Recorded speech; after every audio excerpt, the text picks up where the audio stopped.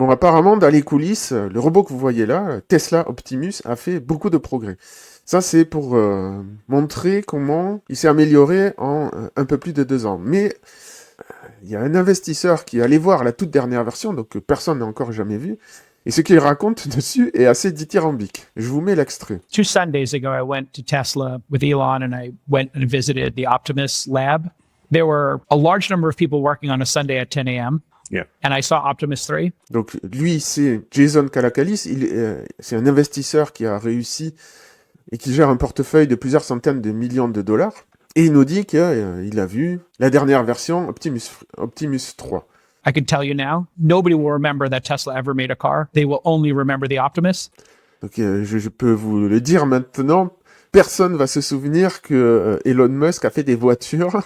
Tout le monde va se souvenir de ce fameux robot, parce qu'il va tout changer. Sachant qu'en fait, ces voitures, c'était la première étape, puisqu'il s'agissait de faire fonctionner une IA dans le monde réel, ce qu'il est grosso modo parvenu à faire, puisque aujourd'hui, les voitures se pilotent toutes seules, en conditions réelles, et en faisant moins d'erreurs que les humains. Mais apparemment, c'était que le début. And that he is going to make 1 billion of those. And it is going to be the most transformative technology product ever made in the history of humanity. Et donc, ça va être la technologie la plus transformatrice de toute l'histoire de l'humanité.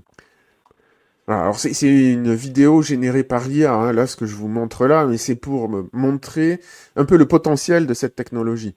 Et évidemment, ça suscite aussi des inquiétudes, parce que ça risque de bouleverser plus que les usines et plus que le monde du travail. Une fois qu'on aura des robots éventuellement domestiques, allez savoir ce que les humains vont décider d'en faire. Because what LLMs are going to enable those products to do is understand the world and then do things in the world that we don't want to do. Yeah.